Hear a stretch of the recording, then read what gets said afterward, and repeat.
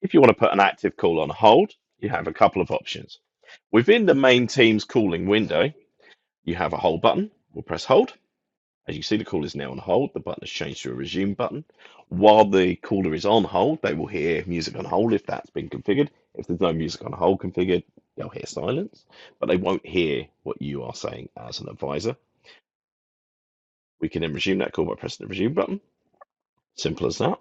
Or we use the Unity application, which makes sense as that's the main driving application here. What we've got here is the active call window showing that the call is active.